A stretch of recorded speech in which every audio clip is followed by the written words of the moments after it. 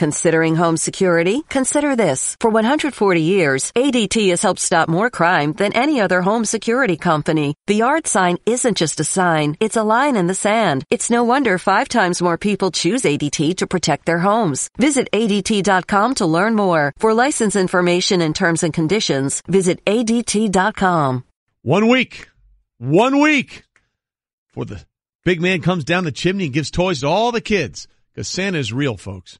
We continue on Golic and Wingo. Glad you're here with us on ESPN Radio. I know and ESPN2. him. I know you're wearing the shirt. If you're watching on ESPN2, you got your elf shirt. Got my elf shirt on. We're going to have some Will Ferrell. We'll have some crazy. We're going to need some crazy sweaters for Friday. We're going to have everybody make sure they get their Looking crazy forward to sweater that. Can't wait. Here. Absolutely going to be great.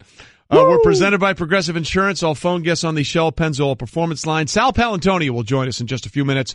Talk about the Steelers game as well as the Eagles and how they looked with Nick Foles. Very similar to the offense that they ran with Carson Wentz. Mm-hmm. Ian Begley, ESPN Knicks reporter, will join us at the bottom of this hour. And then Ryan Clark will be here in the last hour as well. I'm sure he's still trying to cope with what he saw play out at Heinz Field on Sunday afternoon. Yeah, I would say so as well. And a lot is made about the Jesse James, the catch, non-catch situation. But as we've been saying all morning, there would be more than a few plays you could look to on that game or in that game to say that could have had something to do with the outcome. I thought it was a good game all the way around. I mean, I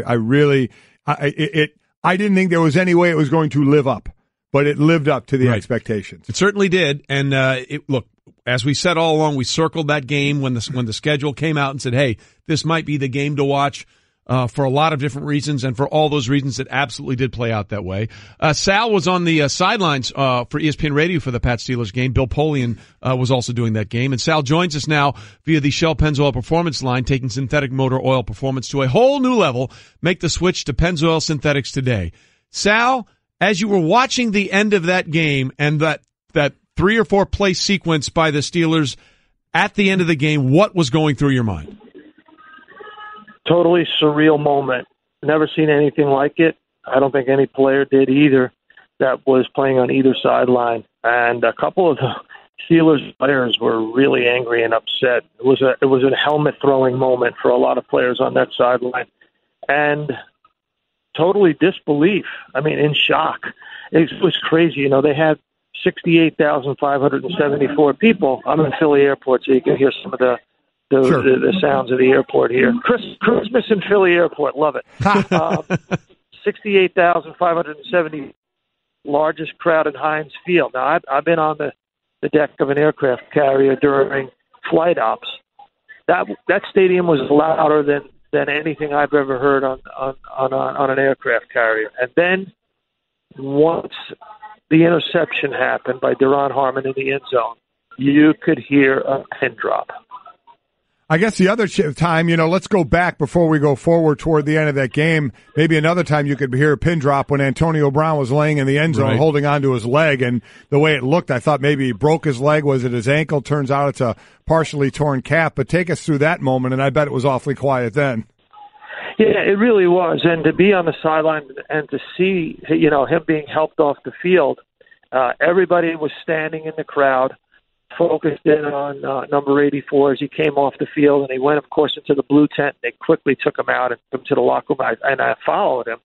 And they went into the X-ray room, which is right next door to the Steelers locker room, and stayed in there a long time. And then somebody with a uniform on discovered that I was in the wrong place at the wrong time and kicked me out. So I didn't get to see him come out, and then they gave us the update that he was going to the hospital. And, they survived that, though. They still converted over 60% of their first downs.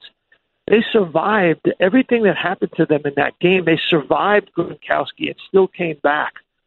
But they couldn't survive the NFL rule book. And that was, to me, we live in America, right? We don't want any kind of centralized government or centralized office controlling our lives. We like to do things on our own. Autonomy has been the hallmark of what we do. And people just don't like the idea, I think. It's very a Clockwork Orange like that somebody is looking into a Microsoft iPad and back in New York they are making a decision. It's very George Orwellian. All that may be true, Sal, and I love the political spin you just sort of went on there. But look, by the rule, the call was correct. No question. Yeah. No question.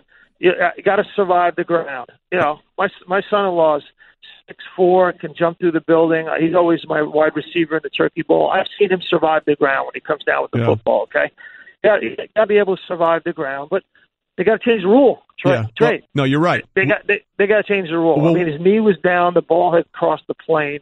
It's a touchdown from common sense standpoint, and that I think is my point. Is like everybody in the stadium knew, and I was standing literally 5 yards from Tony Correnti, and he was in a long animated discussion.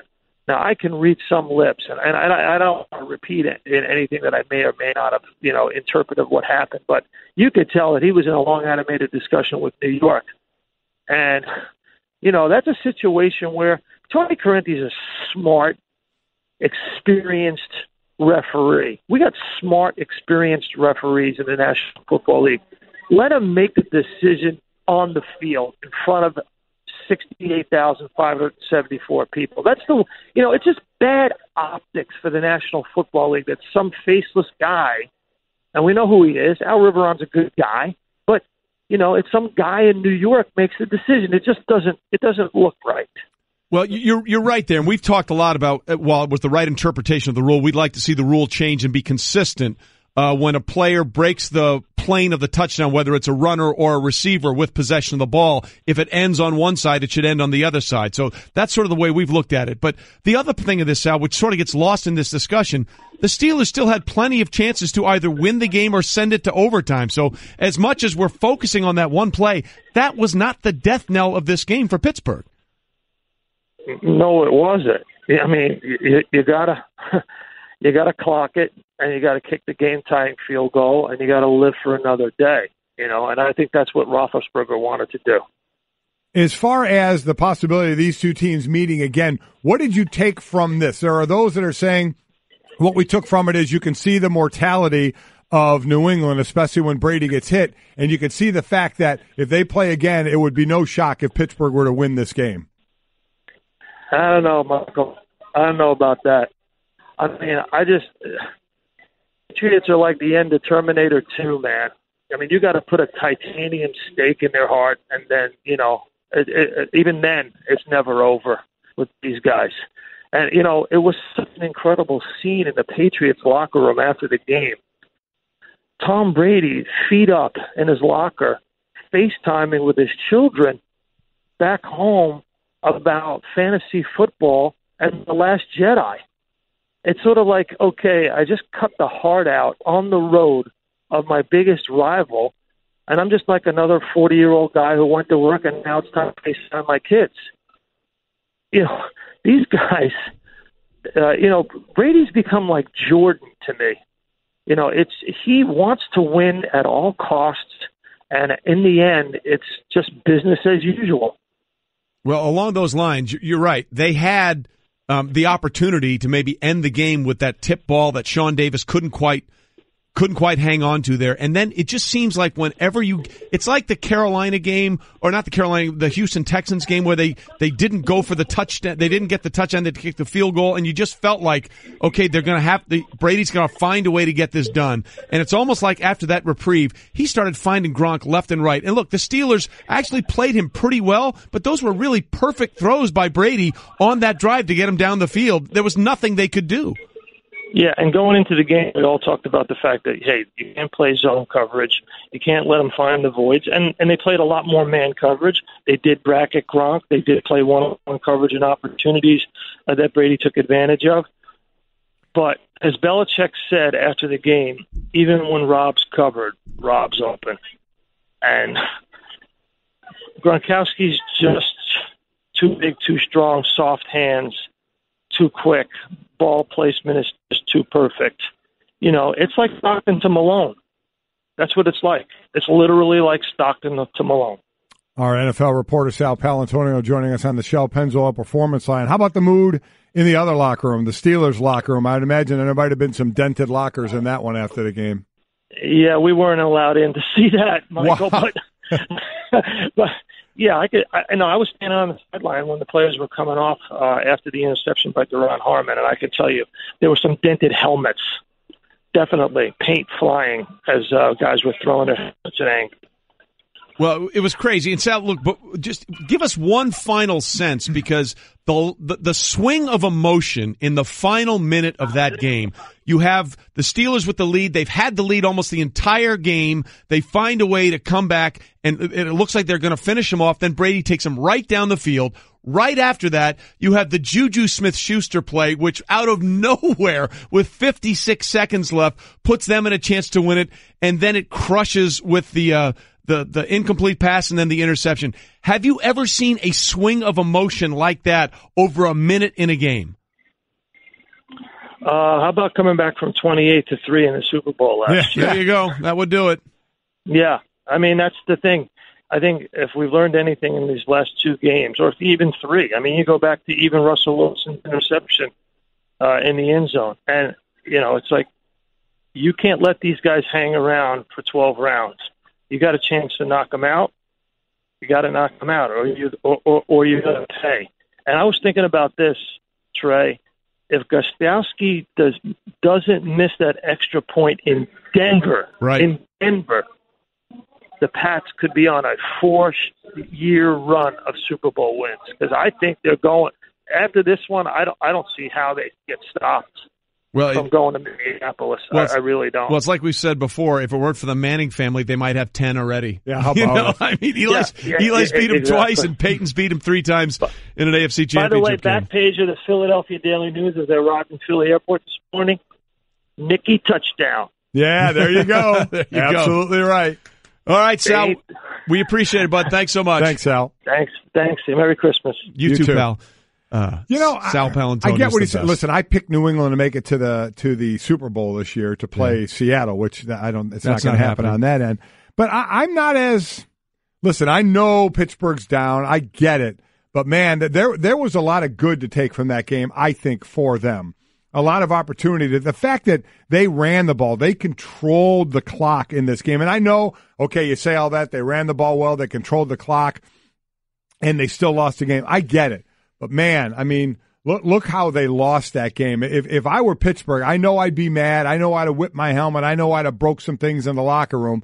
But when the dust settles, if these two teams meet again, it won't surprise me if Pittsburgh can take control of this game, running the ball again like they do, and trying to get to Brady and trying to hit him and get some big plays themselves like New England did. So I think it could be another fantastic game. Golic and Wingo, presented by 30 for 30 podcast. There are stories you just have to hear to believe. Subscribe right now in the Listen tab of the ESPN app or Apple Podcast, brought to you by Citi Double Cash Card.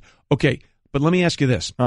How important now is Mike Tomlin to this team? Because, as you said, devastating loss. You thought you were going to have it. You could have potentially wrapped up home field advantage next week after that win. Now they've got to struggle to make sure they finish ahead of Jacksonville just to get a bye, and you won't have Antonio Brown, it looks like, for the rest of the final 2 games of the regular season. You hope you have him for the postseason.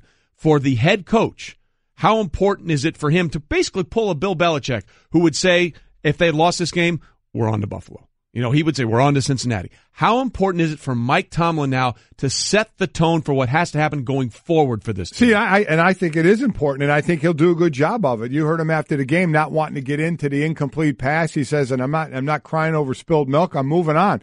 That's all he can do because he knows what's in front of him. And the thing about them, Trey, is they have a veteran team. Yep. They have a veteran team, a bunch of guys who will, I'm telling you, they're going to watch that film today. Was it Sean Davis is going to be sick. Yep. Sick when he sees the drop. Jesse James is going to be sick knowing he could have put them in a situation where he doesn't bobble that ball and the ball game is over. They may be sick on the playing call of a slant instead of trying a fade route instead of the slant, which is an interception, which they missed that thing. You kick a field goal, you go to overtime. There will be enough plays in that game that they made positively and that they missed where they know they can do better, where I think they're going to go, okay, this stunk. This was awful the way it all happened. But you know what? If we play them again, we can beat them. That's what's going on in that locker room. Once they calm down, once everybody's temperature returns to normal again, and they look at this game and see what happened, I know everybody else is the mystic New England Patriots and find a way to win. Pittsburgh had this team, and they know it. So they have a bunch of, like I said, veteran guys in here who will go out and try and get that job done again. And I give them a good chance if they meet again in the playoffs. I hear you, but you know what? Atlanta had them too in the Super Bowl, and they let him get away. I get Seattle had him in the Super Bowl. Sal and was they let right. it get away. It is a Terminator. You got to put that. You got to really put him down. You have to. I get it. They are relentless. I don't know if I've ever seen a team like this ever. I mean, to me, those 90s Cowboys might have been the most dominant team I ever saw before free agency split them apart. But that was just sheer talent overload, okay? What I admire most about the Patriots is that they have adopted fully what the head coaching philosophy was like, look, whatever happened, just go forward. Whatever's behind us, we can't worry about. Go forward, and we'll find a way to forge a win. And they just keep doing it time and time again. So a devastating loss for Pittsburgh. And also, they're still in the playoffs, okay? They're going to get a home game. They could be the number 2 seed. They're probably going to get a bye. So all of that is still ahead of Pittsburgh. It might have ended for the Green Bay Packers on Sunday with the loss to Carolina in Carolina, although it was a very close game. Rodgers 3 picks, but also 3 touchdowns, coming back from the broken collarbone after missing 7 games. And after the game, Rodgers obviously stating that it didn't work out quite the way he had hoped. It's not the fairy tale that we were hoping. As I lay in that surgery bed 8 weeks ago, thinking about this moment, obviously saw it going a little differently. But I'm proud of our guys for the way they played the last few weeks. Today, disappointed I didn't play very well. Obviously, I hold myself to a high standard, expected to play well. It's good defense, but I made too many mistakes. And even still, we had a chance there at the end to come back and tie it. But we've had a great run around here.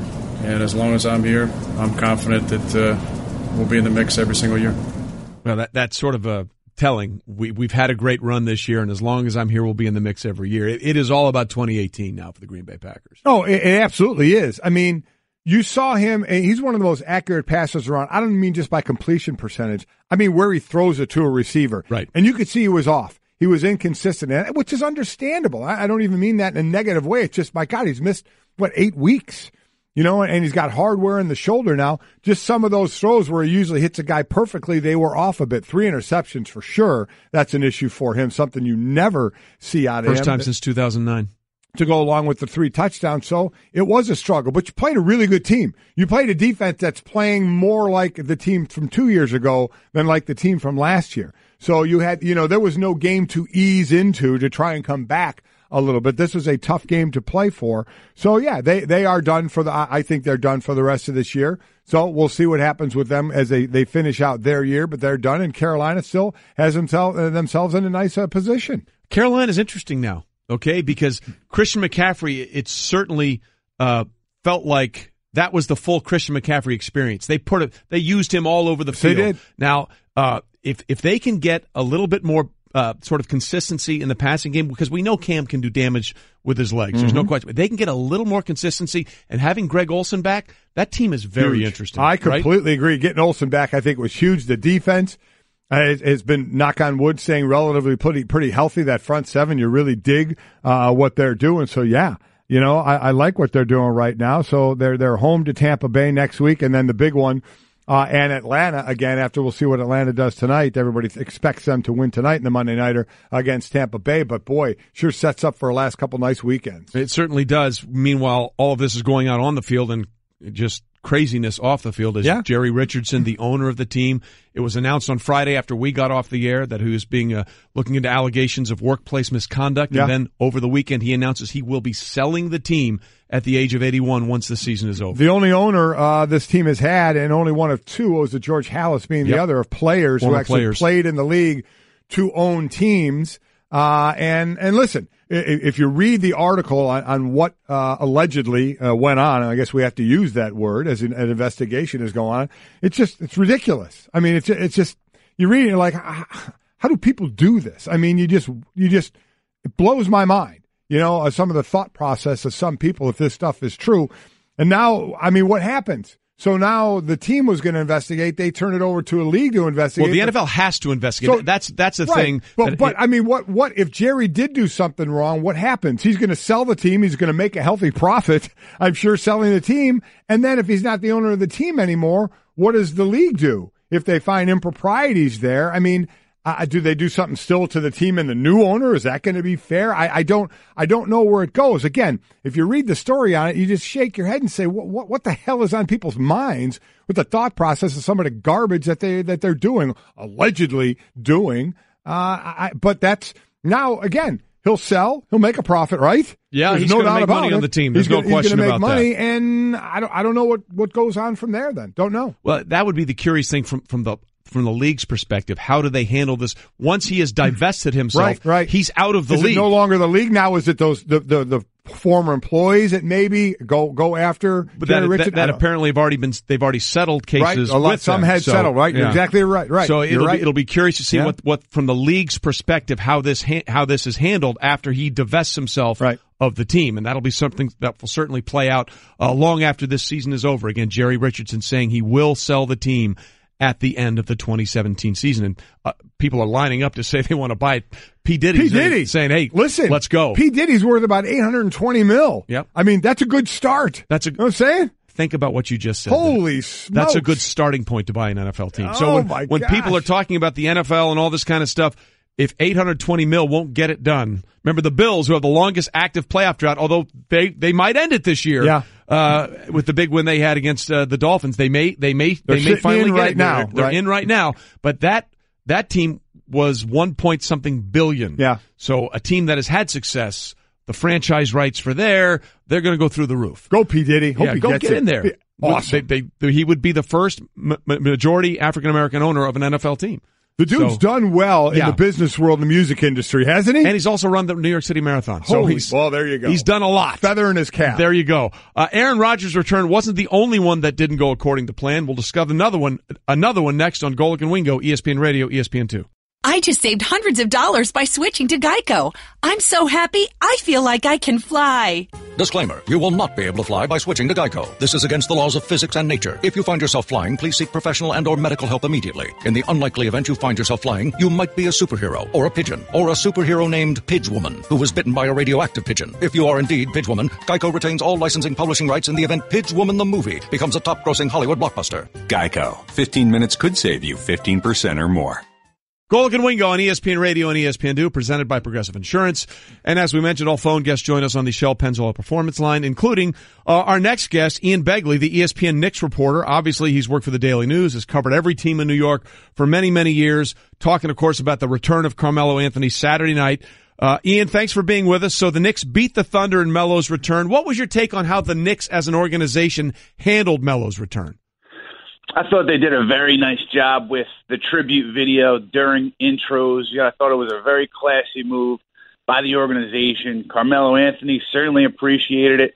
He said he didn't expect it, but he said that kind of thing goes a long way with him. He thanked team president Steve Mills and GM Scott Perry for handling it the way that they did. And I just wonder if or how things would have been different if Phil Jackson was still running the team at this point. Does Carmelo get that kind of tribute when he comes back here? Carmelo was actually asked that question after the game, and he said, listen, I'm moving on from that situation. I try not to think about it. But the look on his face told you that he was kind of wondering the same thing. You know, you said in the beginning of that answer that he didn't expect it. What did he expect? I'm not sure because, we had reported that there was going to be a tribute. So maybe that was just him giving a kind of a coy answer, which he's apt to do. He's been apt to do with his dealings with the media. But maybe he just expected a regular introduction and then the fans reacting the way they would react. I'm really not sure. I think that he probably should have expected some kind of tribute video. Given who he was dealing with this regime and this front office. But he did say he was caught off guard. He called it a bittersweet moment because what it did is it kind of triggered his thoughts to go to places where he kind of thought about, hey, I didn't deliver what I wanted to deliver in New York as far as the success that I wanted to bring to this franchise. We didn't get close to winning a title the way that I had hoped we did, and he said it was a little bit of an emotional moment there right before the game. Yeah, ESPN's Knicks reporter Ian Begley joins us on Golic and Wingo. So, I mean, it was exactly, I think, what you'd want if you're a Knicks fan. You get the tribute, you boo, and then you get the win. So yeah. if you're the Knicks fan, you got your moment to honor Melo, then you boo him as you do when he touches the ball, and then you come away with the win. You know, and Melo's time in New York is kind of interesting, right, Ian? I mean, look, he did a lot for the fans, a lot for the game, and a lot for the Knicks, but it never quite meshed. So, 6.5 years, I think he made the playoffs 3 times. How would you look back at his sort of tenure with the Knicks?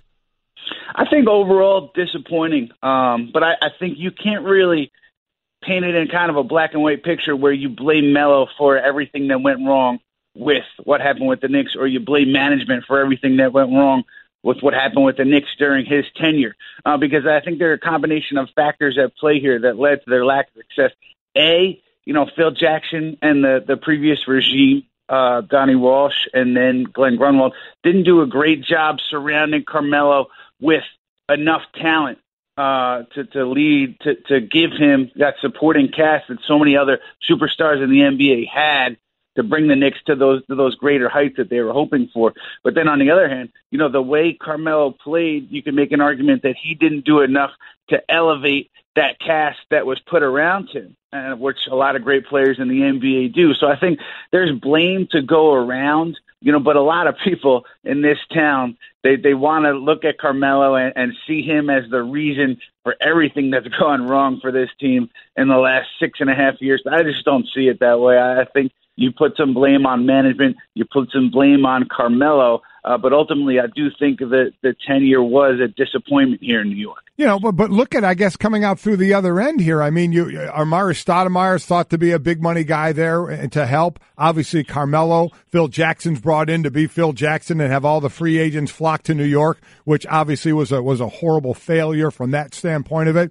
And here you are with none of those guys there anymore, and a team that's sitting 16-13 and 14-5 at home this year, and you have one of the great stars in the league in Porzingis. So where this team is now, after all of that money spent, big names, here you are with none of the big money or the big names, and a team that's doing pretty well.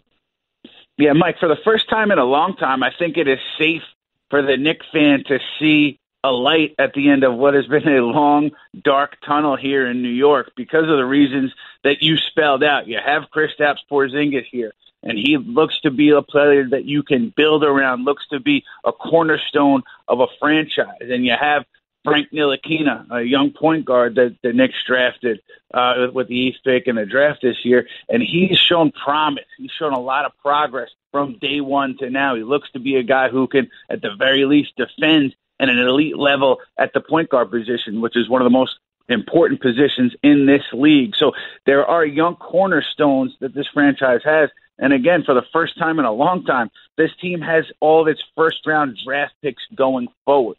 So Steve Mills, Scott Perry, they have the opportunity here to get things right, to build things the right way around Porzingis and this young core. And listen, Phil Jackson did a lot wrong during his tenure in New York. He didn't trade well. He publicly alienated some of his players. He didn't do a good job selling his players and his coaches on the way he wanted to play the game. But what he did do well was draft well, because we have Porzingis here. We have Ntilikina here, a kid who, again, through 1/3 of the first season of his NBA career, looks pretty good. But you got to give Phil Jackson some credit there, because these pieces are what are giving Knicks fans hope at this point. I'm not so sure how much are people going to be wanting to give Phil credit, but you're right. I mean, he is over the back end going forward. It might be better because of some of the things he did. Now, we mentioned Porzingis, Ian, as he joins us, Ian Begley on Golic and Wingo.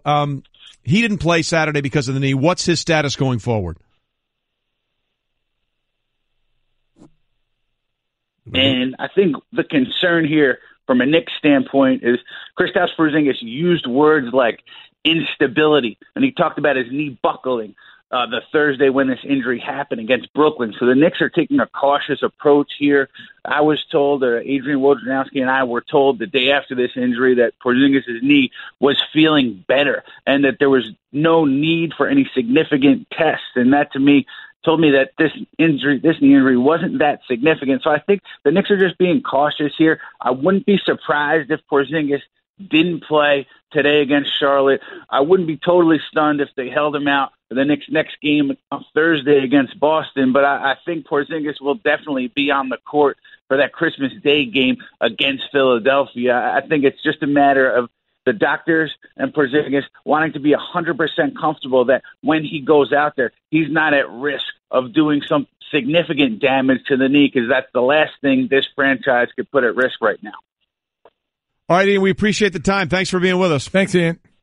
Thanks, gentlemen. Take care. You got it. Ian Begley, ESPN Knicks reporter there. Look, it's interesting because the Knicks haven't made the playoffs since the 2012-13 well, I mean, season. listen, it's been a long time. This is two stories. This is Carmelo and the battle with Phil Jackson. And Carmelo, we all thought he would eventually was going to leave there, and he's gone. And where he's gone, that team isn't doing so well with three superstars in Westbrook and George. Correct. And it's not doing so well. And basically, like I said, the names that they tried to bring in there, that had there, and then a guy in Phil Jackson who was supposed to bring more names in, all that didn't work out. Here you are, with Porzingis, who was, making $4 million this year, and Beasley making, $1.5 million. 2.1, I think is a 2.1. The yeah. guys in between, Hardaway's making a ton, 16.5, Cantor 17, Lee's making, I think, 11 or 12, right in that area there. But you like the direction this team is going, and you always saw them near the bottom. When were they going to be, competitive? And here they are, at least right now, 29, 30 games in, and we'll see where it ends up. But you can certainly see the building blocks here going forward. So we roll on Golic and Wingo, and we've been talking a lot about a couple of controversial finishes in games, specifically the end of the Patriots Steelers. Although there wasn't controversy, it was just a really good finish and a crazy rule that was interpreted correctly, but it's got a lot of people's attention. I mean, I have friends of mine that work at other places like in golf, tell me, how is this not a rule? Explain to me. So the idea of what went on at the end of that game is certainly catching everybody's attention, and obviously we had the end of the Cowboys game with the touchback by Derek Carr that allowed the Cowboys to keep their playoff hopes alive, and we'll get into all that more. Right. But we haven't yet talked enough about something that happened in the NFL on Sunday in over a decade, or in a decade, actually. For the first time since 2007, the Jacksonville Jaguars are in the postseason. And a big, big reason why is quarterback Blake Bortles. Blake Bortles, absolutely. Last three games, you look at him, you're going back 3 games ago, the Colts, then Seattle, and then this one against Houston, completed 74, 66, and 72% of his passes for 2, 2, and 3 touchdowns. So 7 touchdowns, no interceptions. They just picked up his 5th-year option. Right. And I listen, I was one of the first ones to say when looking at Jacksonville in the future, they got the running back in Fournette.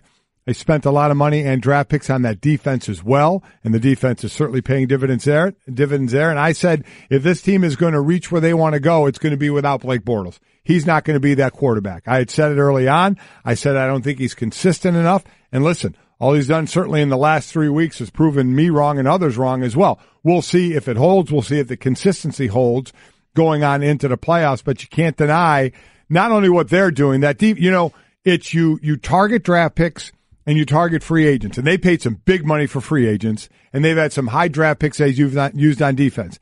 And it's worked. And that's the one thing, because we have seen a team like Washington, Trey, when they went to the free agent route, that they brought in tons of guys, wrote big checks, and never got a guy to a Pro Bowl. Correct. For years. So it's about proper scouting of draft picks and also of free agents, which they've done very well, certainly with the running back on the offense with Fournette. Blake Bortles, I just didn't think it was going to happen. And listen, I'm still not sure it's going to happen in the future. But they have picked up that 5th-year option. We'll see what they do after this year with him. But all you can do is play the games in front of you. In the last 3 games, he's been fantastic. What he's done over the last 3 games, he's never done before in his NFL career. That's 3 straight games with multiple touchdown passes and 0 interceptions. In fact, in the month of December, 71% completion rate, 900 passing yards, 7 touchdowns, no picks, an NFL best 85.4 total QBR, and a 3-0 record. So essentially, he's averaging over 2 touchdowns and 300 yards a game. And remember, when this season started, the head coach, Doug Marrone, basically just said, we want to win a game without him really throwing the ball at all. We want to pound the rock, and we want to play our defense. Well, they didn't have Leonard Fournette on Sunday. I get it. It was against the Texans and T.J. Yates at quarterback, but they destroyed that team to punch their ticket into the postseason, and Bortles has been a big reason why. Yeah, you look at those 3 games we talked about. The first one was against the Colts. Then it was against Seattle, who they beat 30-24. He threw for 268 in that one. And then this last one against Houston. Listen, it's not like in the beginning of the year we all had this, watch out for Blake Bortles. No. He's going to be an MVP candidate. He's going to lead this team.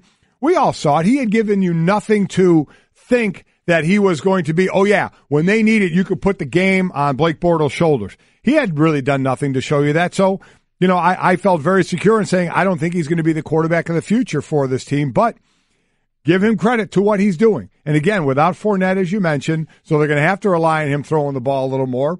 So let's see where this thing goes. They're in such a great position by more defense in the running game. He has been a big reason for it in the last few games, obviously, but hey, let's see where it goes. Let's see if the consistency is there and where it can take them in their last 2 games. They go both on the road. They go to San Francisco and to Tennessee. Yep. Tennessee is going to be interesting because they're sort of limping to the finish here. By the way, Doug Marrone, short list of Coach of the Year. Yeah, how can he not be? Right? Yeah. I mean, he's got to be in consideration. Yeah, it has to be, right? I mean, Sean McVay certainly is going to be there as a first-time head coach, and what is he, 16 years old? I mean, so I think he's obviously going to be right there. Marrone is going to be there. Doug Peterson, in Philadelphia can be right there as well. We'll see. All right, so that's what's going forward. Again, Tennessee lost in San Francisco last week. Jimmy Garoppolo, 3-0, by the way, as a starting quarterback. So we'll have lots more to discuss on that going forward, not only in this show but the rest of the week. But we also have Mike. Here's your news of the weird with Golic and Wingo. Moon colonies in 5 years. Get out of here. Yeah. Moon Express chairman Naveen Jain. I hope I'm saying that right. I'm sorry. What chairman?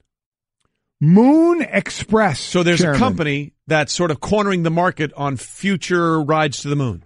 Not rides. Yeah. Colonization. Right, but getting there's the Moon Express. Yeah, and they're talking about early thinking. Next year. The aim of Moon Express is to mine resources on the moon, which can then be sent back to Earth and used. Eventually, though, the company has said it is aiming to set up human colonies on the moon and forecast this could happen within the next 5 years. I'm curious now, does it say there what kind of things are they mining to bring back? No. Because it's just dust, right? Well, we don't know. I mean, isn't it just dust and moon rocks? Well, we don't know. I don't know how far anybody's ever dug there to really dig down into it to see what you get. So you got to go full Armageddon with the Bruce Willis jackhammer. I think you're going to have a meteor. I get that, but I mean, I'm curious as to what they're mining. I would love to know what they're mining. Forgetting that, if you were given the opportunity, you can go live on the moon. No, would you do it? No, there's no water. We're both. Well, I mean, they're going to. No, I mean, there's no ocean. There's no pool. I'm going to need that. Do we know that? We're going to dig. Maybe they'll find something. So you're just going to find an ocean there? We're both empty nesters. Let's say you and Janice, honey, me we're and Chris, going to the moon. Let's go to the moon. To the moon, Gladys. To the moon we go. Oh my God! Think we can get reception? Be able to still do the show from the moon? Check how many bars can I get from the moon? Yeah, I got no service. That's like us 100 years back in time. I have this box I'm putting up to my ear. I have no idea why. You give me an ocean on the moon, I'll go. That's it. Coming up, Ryan Clark will join us in studio next. I wonder how he's feeling. Stay with us. Considering home security? Consider this. For 140 years, ADT has helped stop more crime than any other home security company. The yard sign isn't just a sign, it's a line in the sand. It's no wonder 5 times more people choose ADT to protect their homes. Visit ADT.com to learn more. For license information and terms and conditions, visit ADT.com. Golic and Wingo, ESPN Radio, ESPN2, presented by Progressive Insurance. Phone guest, Shell Pennzoil Performance Line. Very underrated Christmas song we were just playing, right? I like that one. There are not many Christmas songs that I will hear that I'll say, you know what, I don't like that. Yeah. Just because I love Christmas so much that you're wearing a T-shirt that says, "Oh my G, Santa, I know." Oh my him. God, Santa, I know him. Yeah, and I do. From Elf. Yeah. Very Santa's underrated real. Christmas movie, by the way. I think it's one of the best. Oh my goodness, it's hilarious. Best. Yeah. So we're a week away Week away from Santa coming. The big guy. And you know what? The NFL played Santa this week with a lot of gifts for us to talk about at a crazy week 15. And Ryan Clark is here in studio to give us the straight talk about a lot of that. Brought to you by Straight Talk Wireless. Best phones, best networks, no contracts. First of all, how are you? I'm doing well. I just want to make sure you're okay. Why would I be okay? After what happened at Heinz Field on Sunday, I thought you might be a little upset. No, not at all. Listen, when you get to this job, you root for people, right? And so I definitely root for, Coach Tomlin and, Ramon Foster and the different guys, William Gay that I knew on the team. But I watch the games like everybody else now, and I want to see good football games. I definitely want to see it turn out different for Ben, both personally and professionally for him. But it was an excellent game, man, and it lived up to the billing. So many times, especially in the NFL, when you compare it to college football, the excitement doesn't necessarily match the hype, and I think yesterday did. As we've been talking earlier, when I've talked about what the players will watch in film today, they'll all see there were other opportunities to get the job done. That's what players find out in the film session, and there were. But we know so much being made of the Jesse James play. So just your thoughts on the play, the ruling, the overturn, and the whole deal. Exact 100% right application of a terrible rule. Thank you. Yeah. There you go. You're with us then. It is 100% the way it's supposed to be called. I was against it until I watched it in slow-mo enough times to see his elbow hit the ground and the ball start to shift. And if you're going to go by the letter of the rule, which I think is the reason the NFL keeps it this way, because people like, you and I and Trey, we can look at the rule and say, well, if that's the rule, this is the correct application of it. And I think that's the issue everybody has. There's always going to be the fans that say they were robbed. They got it right. Whether you agree with the rule, the call was correct. The question that I've always had, Ryan, and Mike and I have talked about this morning with everybody, is why is it different for a receiver as opposed to a runner? Because clearly he had possession of the ball when it crossed the plane. If you're a running back, as just last week, Jonathan Stewart against the Minnesota Vikings jumps over the pile with possession. As soon as the ball comes out, it doesn't matter because the ball broke the plane. So do you think the rule needs to be adapted? Because this, again, people forget this has not always been the rule. This came in 2010, I believe it was. Yeah, Calvin Johnson. Yeah. The Calvin Johnson play. And before I let you answer, Ryan, this is what you brought up, Trey. Right. Mike Pereira, former head of officials, this is what he tweeted about that exact thing. People are saying a runner breaking the plane causes the ball to become dead, which is true. But the receiver does not become a runner until he completes the process of the catch. Totally different, Ryan. No, I agree with that explanation. Not because I think it's the right thing, because I think it's dumb, but because this is the way it's been ruled.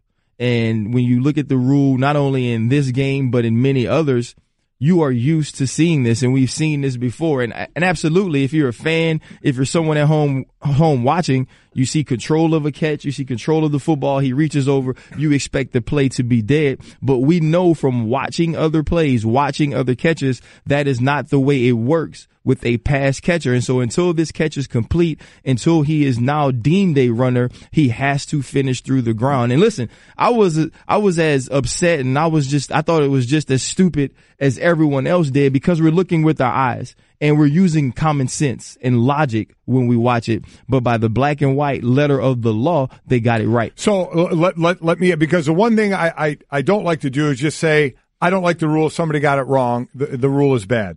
I need an option then of what a rule should be. And I know you were talking about the bar rule, right, guys, in a bar. And the reason I debunked that, in at least my opinion, by saying how many drinks in one guy you're asking may have had 10 shots, another guy you're asking that's a catch for that's sure. A catch. Meaning he caught it. Meaning that if it was by that, then it would just be the ref's interpretation, and we might get different decisions for different games. So you don't like the rule. Trey doesn't like the rule. It was interpreted like it was written. How would you like the rule to read? What should it be? Well, I had the, I guess, unfortunate or fortunate opportunity to be in the competition committee meetings when this was hot.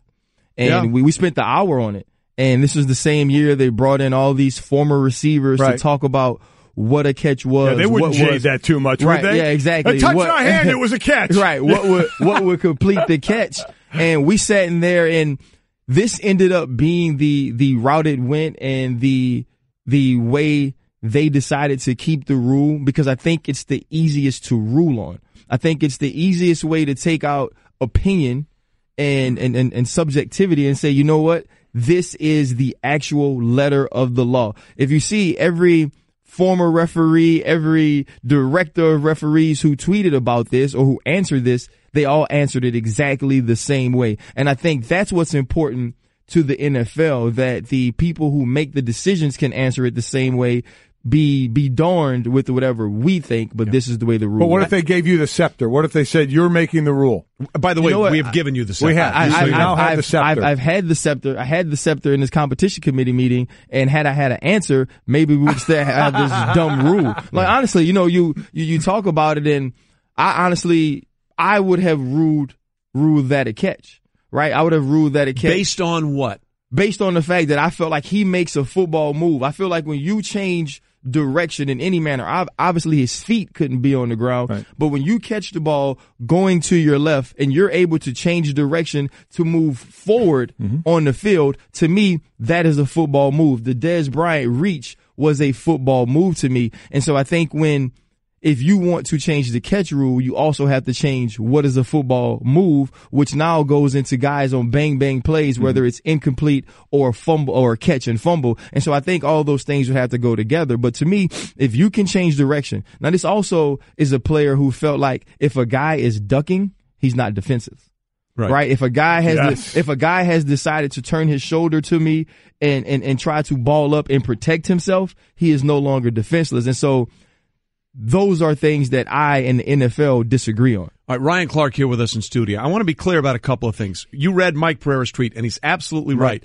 But that's as it is now. Right. People need to understand that's not the way it's always been. Exactly. Before that competition committee, it was completely different. And I brought up a very famous instance from Super Bowl 12, which is way out of people's memories, but I remember that. Yeah, I think I was there, Trey. Yeah, sure you were. Butch Johnson it was in New Orleans. It was at the Superdome. Anyway, he made the long catch, and he had possession of the ball over the goal line, and then he dropped it, but it was a touchdown because he had possession over the goal line. And this is not the only time I've been on this rule all year long. If you follow me on Twitter at all, you know week 2, Sterling Shepard against the Eagles in Philadelphia caught a pass in the end zone with possession, took 3 steps, not 1, not 2, took 3 steps, then was pushed out of bounds, and 10 yards out of bounds, he rolled over and the ball came out, and they said it's not a catch. That is patently ridiculous. So to me, I'd like to see the consistency be when a runner breaks the plane and a receiver breaks the plane. And what Mike Pereira tweeted is absolutely right by the rule, but that's not the way it's always been, and there should be some consistency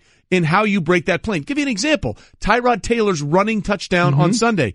None of his body was ever in the end zone. All he did was stick the ball over the pylon as his body ran outside the pylon, but that's all it took for it to be a touchdown. And I think the maddening part for fans is there should be a universal application of what happens when a ball breaks the plane. Yeah, no, I don't disagree with that at all, but then we'll get into the discussion and we'll have the arguments of when guys catch the balls for first down and it shifts in his hand. And so, but that's right. So what are we doing? We will always argue, but I agree with Trey in this, that the ball breaks the plane. If that's going to be our rule, then let that be our rule. But what Mike Pereira is saying, at least by this letter of the law, is that was never a catch. Yes. Right. That's what he's saying. And by letter of the law, he wasn't. So I guess that's what would, unless we're going to just continue with the gray area, you would have to make it special for the end zone. Because just imagine the same catch on a 4th and 4 and it was for 5 yards or to go out of bounds, so it would just be for the end zone. It should be an end zone only rule because it's a different rule. I mean, if you're in the field of play as a runner and you do that, it's a fumble. So it is a different rule for running, so it should be a different rule for receiving, right? Doesn't that seem to make the most sense? Well, no, it makes sense, but when did they ever have to make sense? Well, that is a fair point. That's on me. I think that's on me. Trey, you take it way too logically, bro. I think to them, they are just trying to get a rule that covers everything. Yes. It covers every catch.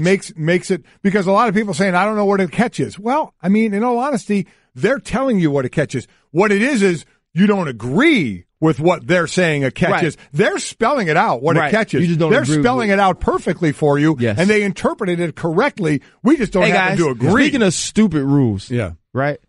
I think the fumble touchback rule is the dumbest rule. We put that one on there as well. I think it's worse than how we don't like the catch thing. I think that one's worse. That is the stupidest rule ever. Well, we put that up on the Twitter feed. What rule would you like to see change more? My bad, I was in the barbershop. There you go. No, it's all good. And by the way, we watch you guys on mute in the barbershop. The catch rule is running away with it. The catch rule is running away with it. 77% catch rule, 23% the touchback. I can't stand that touch. Jeff Saturday was in here actually defending the defense, saying, hey, all the rules go to the offense. I'm glad there's a rule that kind of benefits the defense, even though they're not doing a whole lot for it. Hey, I'm on the side of not being stupid. I hate that rule. Yeah, I don't care what side of the ball you play. Okay, along those lines of not being stupid, let's be clear, and I said this earlier on the show, that play is not why the Steelers lost that game.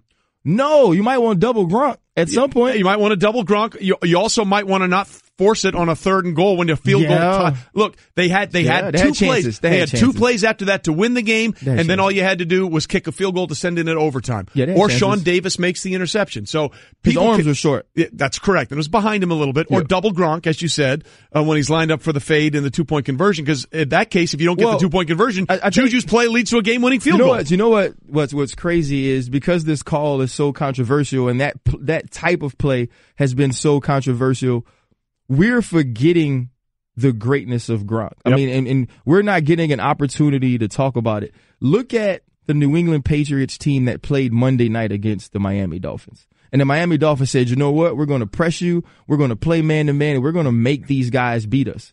No one could beat them. There was no one that could get open. And you saw last night, time and time again, the Pittsburgh Steelers said, we are going to go with a different philosophy. We're not going to fire zone you. We're not going to zone you. We're not going to allow Tom Brady to pick us apart because he can find the holes. We're going to play press man with a deep safety, and you have to beat us. And there was only one guy on the entire New England Patriots roster that could beat man-to-man, and he did it consistently, and that was Rob Gronkowski. Just so people understand, because that is something Tony Romo alluded to in the telecast. That is the way Steelers have played defense forever. Butler now the DC, Dick LeBeau for all those years. How difficult is it for a team to do something that is completely the opposite of what they always do? 2010, which is the only time I've actually beat Tom Brady, which is unfortunate. Yeah. In 2010, we had some young DBs, Cortez, Allen, we had Curtis Brown, and so we decided to throw everything out the window, and we played Rover Man with Troy in the middle, me in the deep safety, and we played 2-man the entire game. We allowed James Harrison and Lamar Woodley to rush. And I believe we won that game 24-10. And that day we changed everything we had ever been, but we had the people. That was the first time we felt like we had the cornerbacks across the board to match up in that way. Cortez was about 6'2", and we actually put him on a young Rob Gronkowski. At the time, they also had Aaron Hernandez, and we won that game. And I think they went back to that philosophy. And it's not necessarily difficult to change your mindset to do it, but it is difficult when you don't actually have the people. And Sean Davis is a guy who's played corner at Maryland. He played nickel. He also played free safety, and he had the skills. But Rob Gronkowski, and, you know, there are going to be some arguments, obviously, for guys like Tony Gonzalez and different guys. I think he's the best all-around tight end to have played football in this game, and you couldn't stop him yesterday. Yeah, the more he can stay healthy and be on the field and show that, the more he's going to try and cement himself to that. I look forward to these two teams hopefully playing in the playoffs, and it will be interesting what game plan and X's and O adjustment you see from the game yesterday to the possibility of the playoff game. Let's move on. The Philadelphia Eagles get a win over the Giants, and now they have at least a bye in the first round. Yes. So now but they want it all to run through Philly. So as you look at Philly going forward, do you have more concerns over Nick Foles? The fact that listen, there you go, Nick Foles of the defense. That's where I was going to go. I mean that's the defense. Nick Foles. I know we can't expect 4 touchdown passes every time like he did, so that'll even off. But man, that defense they got to shore it up. So you go back to the Seattle game, Los Angeles Ram game. Now this game against the New York Giants. Three straight. A defense I was worried about early on in the season. That totally surprised me. They were good outside the numbers at the cornerback position. They were able to rush the passer, create turnovers. And I was like, okay, if this defense continues to play this way, this team is the favorite to represent the NFC. And now we've seen them decline. We've seen them take steps back. And when you get into the playoffs and you're going to be playing teams like the Carolina Panthers who can defend, and you're going to play teams like the Minnesota Vikings who can really defend, Nick Foles isn't going to throw 4 touchdowns, as you alluded to. You're going to have to stop people. And if they continue playing the way they are, I don't think they can stop people enough to not only get to the NFC Championship at home, I don't think they win the division round playoff game either. Well, you're right. Think of those deep New Orleans, Carolina, Minnesota, the defense of the pass rush of the Rams. Minnesota is a really, really good football team. By the way, we pulled the numbers, and I thought it was fascinating because we looked at Nick Foles' day yesterday. He was 24-38. 237 yards, 4 touchdowns, no interceptions. The team converted 46% of their third downs. So we said, let's run just a generic average Carson Wentz game. 20-34, 253 yards, 2.5 touchdowns, conversion on 45% of the third downs. So essentially, Nick Foles plugged in and played exactly like Carson Wentz. I mean, for that game, now I granted it was against the Giants, and I get it, but you could not have asked for a better outing from Nick Foles. The concern, as you guys said, was the defense. And can that be fixed going into the postseason? Yeah, you look at this game, if not for 2 blocks on special teams, you're in trouble. You know, the Eli Manning-led great New York Giants, which are no more, beat you. And so you can't – this is one of those days, and Golic, you know this, that you go in to watch the film as a defense and you lost. Right? Yeah. You don't talk about this game as a W. You are treated, you are talked to, you watch it with the same sadness as if you caught an L. Oh, that's how you feel. You fear these film sessions. No doubt about it. No doubt about it. I'm sorry. You mentioned the blocks. Just want to throw this in here real quick. The Eagles blocked a field goal, and a point after, and a punt. Yep. According to the Elias Sports Bureau, that's the first time since the Bills did that in November of 24th, 1991, that we've had 3 blocks. And that's the reason they won the game. Yeah. Special teams won them this game. And you're right. That defense, they're in for a tough film session today. You know, we look at the NFC playoffs, and, you know, Philadelphia, New Orleans, not used to them being in there. Minnesota, not used to that record of 11-3. The Rams in what they're doing. A team we always gave the benefit of the doubt to had been Seattle. Great defense. Superman is a quarterback. So they just get absolutely smoked yesterday by the Rams. Are they bad. What's that? It looked bad. It looked horrible. So have they lost the old benefit of the doubt? Well, Russell Wilson will do spectacular things in that defense. You know, we'll still be able to pull through. It seems like we've moved past that one. You know, the most unfortunate thing is you almost, if it wasn't these dudes, you use a very bad 4-letter word when it comes to talking about athletes. And it starts with a Q. Yep. Right. If it wasn't Earl Thomas and Bobby Wagner and Michael Bennett, people we really respect as defensive players, we'd say it looked like they quit. The most unfortunate thing is Earl Thomas says something about Bobby Wagner playing injured and saying that there are guys who were backups who could have played better. Bobby Wagner tweets about Earl Thomas and he says, "Hey, keep my name out your mouth, E." You know what I mean? Don't be. Let's not go there, right? That's basically what they're saying. Yeah, I don't like that part. And we've seen Seattle fight on the sideline. Yes, we have. And I've had arguments with coaches and other players on the sideline. One thing in the heat of the game. Right. Casey Hampton legitimately cussed us out every time there was a pass over 5 yards. He was the most. He didn't want to run more than 5 yards. And he was so big, you just said, okay, we'll try and do better next time. He would just complain constantly. I used to be like, Case, they gonna complete a pass, bro. Like you just stand up in there. Like, we have to run around back here, bro. Just relax. Wait a minute, man. You're ripping D lineman now? Hold on. No, it was Casey though. Okay. He really. Did you jump in his face on the sideline? No. Do you remember how big Casey Hampton was? Oh, he's a monster. He has his own moon. Yeah. I was tough, not stupid. You know what I mean? Considering home security? Consider this. For 140 years, ADT has helped stop more crime than any other home security company. The yard sign isn't just a sign, it's a line in the sand. It's no wonder 5 times more people choose ADT to protect their homes. Visit ADT.com to learn more. For license information and terms and conditions, visit ADT.com. 1 week before the big man comes down the chimney and gives toys to all the kids. Because Santa is real, folks. We continue on Golic and Wingo. Glad you're here with us on ESPN Radio. I know and ESPN2. him. I know you're wearing the shirt. If you're watching on ESPN2, you got your elf shirt. Got my elf shirt on. We're going to have some Will Ferrell. We'll have some crazy. We're going to get some crazy sweaters for Friday. We're going to have everybody make sure they get their Looking crazy. Forward to that. Can't wait. Here. Absolutely, going to be great. Right. We're presented by Progressive Insurance. All phone guests on the Shell Pennzoil Performance Line. Sal Paolantonio will join us in just a few minutes.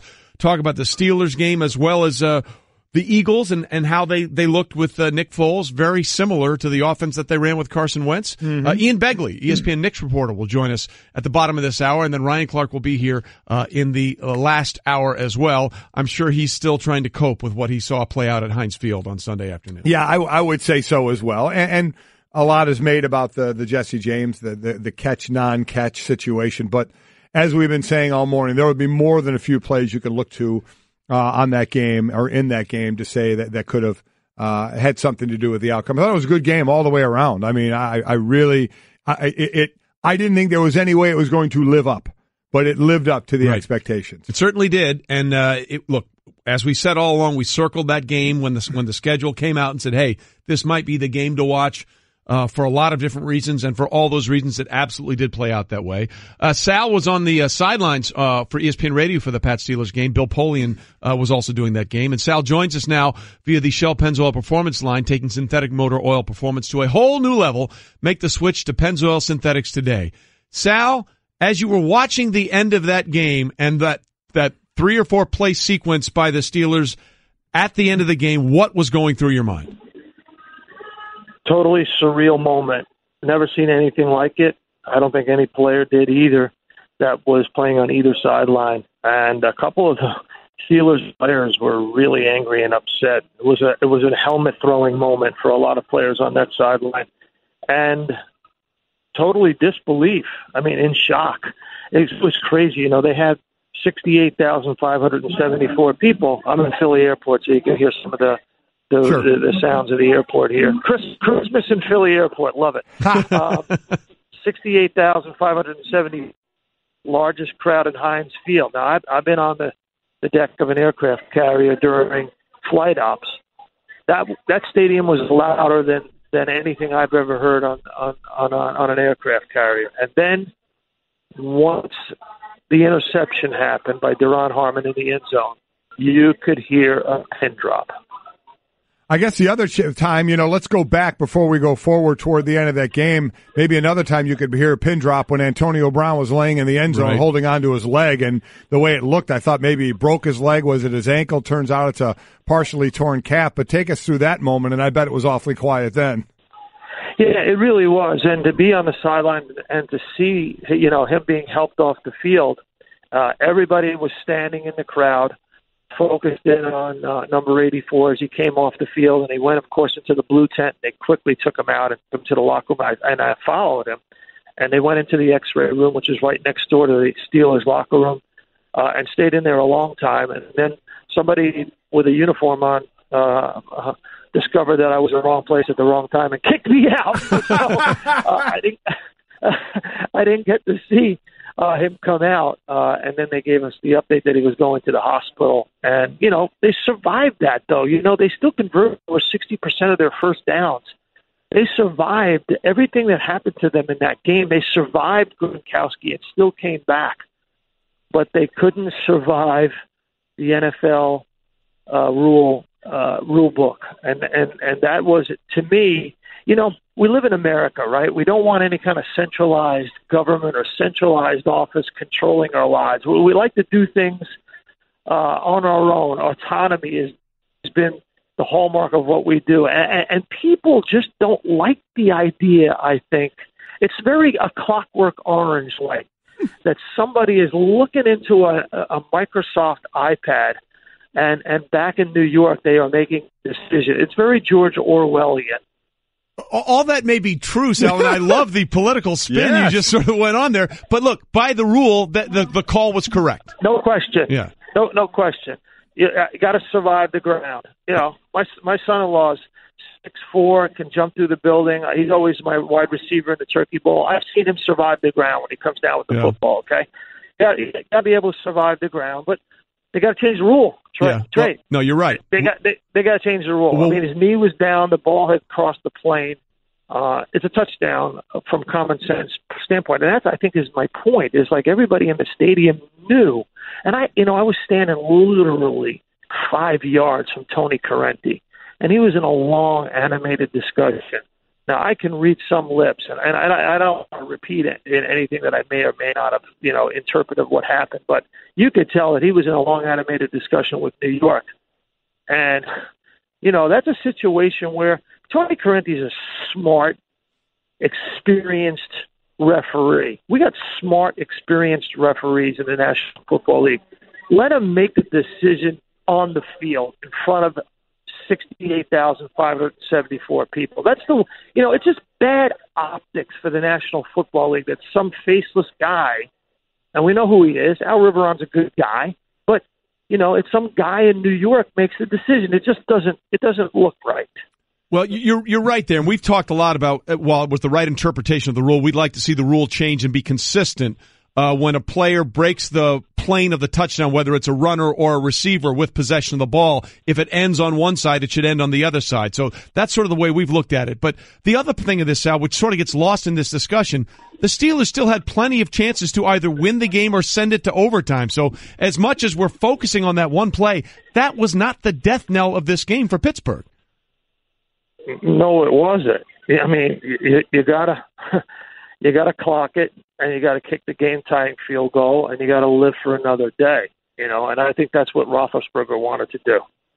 As far as the possibility of these two teams meeting again, what did you take from this? There are those that are saying what we took from it is you can see the mortality of New England, especially when Brady gets hit, and you can see the fact that if they play again, it would be no shock if Pittsburgh were to win this game.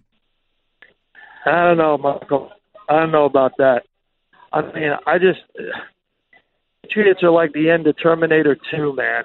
I mean, you got to put a titanium stake in their heart, and then, even then, it's never over with these guys.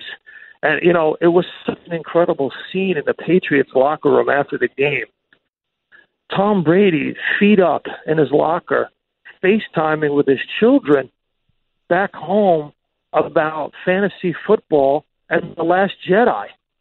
It's sort of like, okay, I just cut the heart out on the road of my biggest rival, and I'm just like another 40-year-old guy who went to work, and now it's time to FaceTime my kids. These guys, Brady's become like Jordan to me. He wants to win at all costs, and in the end, it's just business as usual. Well, along those lines, you're right. They had the opportunity to maybe end the game with that tip ball that Sean Davis couldn't quite hang on to there. And then it just seems like whenever it's like the Carolina game, or not the Houston Texans game, where they didn't go for the touchdown. They didn't get the touchdown. They kicked the field goal. And you just felt like, okay, Brady's going to find a way to get this done. And it's almost like after that reprieve, he started finding Gronk left and right. And look, the Steelers actually played him pretty well, but those were really perfect throws by Brady on that drive to get him down the field. There was nothing they could do. Yeah, and going into the game, we all talked about the fact that, hey, you can't play zone coverage. You can't let them find the voids. And they played a lot more man coverage. They did bracket Gronk. They did play one-on-one coverage and opportunities that Brady took advantage of. But as Belichick said after the game, even when Rob's covered, Rob's open. And Gronkowski's just too big, too strong, soft hands, too quick. Ball placement is just too perfect. It's like Stockton to Malone. That's what it's like. It's literally like Stockton to Malone. Our NFL reporter Sal Paolantonio joining us on the Shell Pennzoil Performance Line. How about the mood in the other locker room, the Steelers locker room? I'd imagine there might have been some dented lockers in that one after the game. Yeah, we weren't allowed in to see that, Michael. Wow. But yeah, I was standing on the sideline when a passer rating of 99. You don't just throw that away. So what do you do? I don't know the answer to that right now. So if Case takes him into a game or two into the playoffs, doesn't go all the way, but takes him in there, what happens next year? Are you defining, is Mike Zimmer defining a starter in the offseason, going through all the offseason and OTAs and stuff? Or is it we have an open quarterback competition? Well, here's the problem. Both of them are their contracts are going to be open. Right. So it's not just up to the Vikings. Right. And I think both of them are going to be offered starter money somewhere, if not in Minnesota. So the question then becomes, do you play it out and see which one can we afford? Because I don't think you can bring them both back in the off-season money that they're both going to get. And there are going to be some people that are still, very hesitant about Bridgewater. But again, he was a first-round pick for a reason. Yes, he was. He did lead them to the playoffs in 2015. He did. Although the big knock against him that year was could he push the ball down the field. And that's what you're seeing with Case. You're seeing Case, too. You're getting that actual production out of him. It's going to be a really, it's something, as I said, it's a decent problem to have in the offseason. We'll talk about this a lot in March. They have a little more to take care of now during the regular season. But the question then becomes, how much do you believe in this team as it's presently constructed? Well, listen, because of the way the weapons, who would have thought you'd be saying Diggs and Thielen are maybe the best wide receiving combo in the game? Since Moss and Carter. You got Rudolph back as a big-time, I think he got his 8th touchdown. Yep. So back as a monster red zone threat again. And did a horrible icky shuffle, by the way. And listen, bad. But Friday he was going to be deactivated for this game. He was doubtful for this game with the ankle, had the high ankle issue, ends up playing. The O-line, we saw some effects last week when they were missing a few guys. They got a couple back, and it certainly played a lot better. And then because you have the defense you have, you're going to be in every game. This team is really good. When you talk really about good. When you talk about balanced, are they the most balanced team in the NFC? Is it the Saints that are the most balanced team in the NFC? The Rams, the Eagles. You may not say it now because that defense is looking a little bit shaky in Philadelphia. Well, it's interesting. Up until last week's game against Minnesota, against Carolina rather, the Vikings were the only team that had top five offense and top 5 defense. So they sort of fallen out of that as they're top 8 in offense now, but they are the second best defense behind Denver. So they have a lot of balance. And they are playing for something that's never happened before. Super Bowl is in Minnesota, and the idea that they could just play their games if somehow they can get home field advantage if the Eagles tend to stumble down the stretch. But they're going to get, because they've already beaten the Rams, they're in real good position to get the 2 seed and have at least one home game, then maybe travel somewhere else, and then figure out what happens. They're playing for something that's never happened, to play a Super Bowl in their home stadium. Again, a lot to get to that, but there's a lot of things that you just like about this team. Golic and Wingo on ESPN Radio and ESPN2. Presented by Progressive Insurance. All phone guests join us on the Shell Pennzoil Performance Line. All right, coming up, there was controversy at the end of the Cowboys-Raiders game. And we've got that thing figured out. Okay. That's next. Stay with us. Golic and Wingo. Atlanta's on a little bit of a roll here. They've won 5 of their last 6 games. So they're doing pretty well. We'd like to see a little more consistency on the offensive side of the ball. They've struggled a little bit with getting that, but I think they're going to get Devontae Freeman going again against this Tampa Bay defense. I have him tonight in my last DraftKings. I do too, and I have no chance of winning. Yeah, my daughter Sydney's in it pretty well. She has Julio Jones. Well, that's a problem. That's going to be pretty good for people. By the way, speaking of Tampa, it's our friend Booger McFarland's birthday today. Oh, happy birthday, Booger. Booger. By the way, great story. You remember this. After the Colts won the Super Bowl and we went to the Colts, we were all sitting around waiting to tape NFL Live after the victory parade. Okay? And we were going to tape it because we couldn't tape it until the Colts came home and had their big ceremony. So we're watching the ceremony as we're getting ready to tape the show, and we see Booger McFarland. Right. So I texted Booger, and I said, Booger, Golic and I are sitting here waiting for this thing to be over, so we can't do anything until this is done so we can get it on the show. So quick, rub your stomach and pat your head. Yeah. He looked around like, where are you guys? And started doing this. Awesome. He was patting his head and rubbing his. We were dying. It was awesome. We were just sitting there waiting for this thing to be over so we could tape the show. We should have told him to do something a lot worse. That's exactly. We knew he was going to do it. We let him get off early. And then we're going to lead into this with this tweet from Pete.